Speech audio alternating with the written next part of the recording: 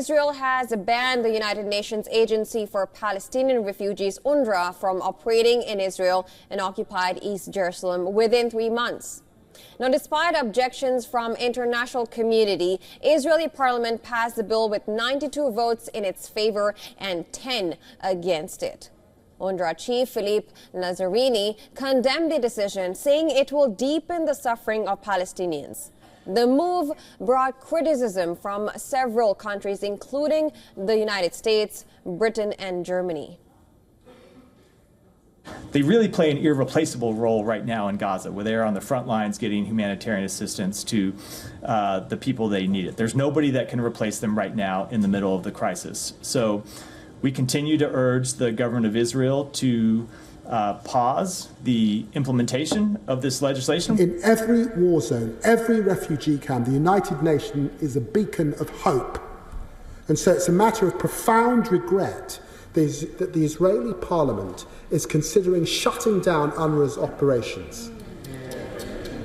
The allegations against UNRWA's staff earlier this week were fully investigated and offer no jurisdiction for cutting off ties with UNRWA. The U.S. State Department also condemned the attack of aid reaching northern Gaza, stressing that Washington would not accept the situation. Now, this comes after Israeli military intensified its operations in northern Gaza.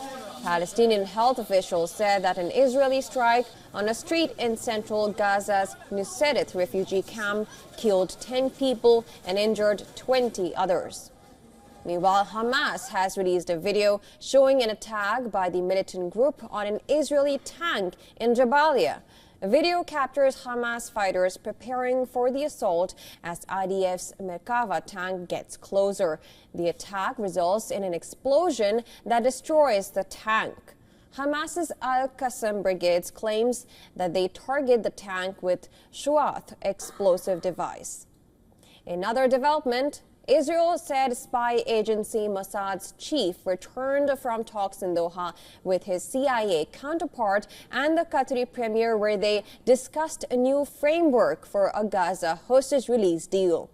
According to reports, CIA Director William Burns has floated a deal for a 28-day Gaza ceasefire, the freeing of around 8 hostages by Hamas, and the release of dozens of Palestinian prisoners by Israel.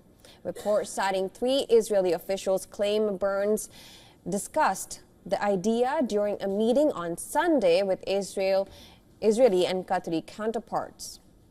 On the other hand, Egypt's President Abdel Fattah el-Sisi on Sunday unveiled a proposal for a 2-day truce in the Israel-Hamas war that would include a hostage release, which he said could pave the way for a full halt to fighting. U.S. President Joe Biden said that Israel's war in Gaza should end. He added that he was renewing efforts for a ceasefire after Egypt proposed a 2-day truce. Now, furthermore, Prime Minister Netanyahu, during an address at the opening of the Knesset winter legislative session, said Israel severely damaged Iran's defensive systems and its ability to export missiles in its airstrikes on Saturday. He also added that the Israeli military hit hard on industrial factories of death. I would like to emphasize these were not workshops that we attacked. These are not small explosive laboratories, as you know, from Judea and Samaria or the Gaza Strip. These are industrial death factories on an industrial scale, and we dealt them a real blow.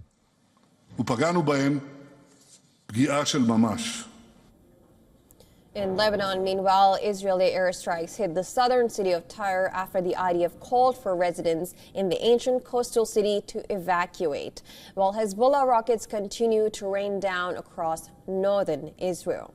Lebanon's health ministry said at least 60 people, including 2 children, were killed in Israeli raids on several areas in the eastern Bekaa Valley.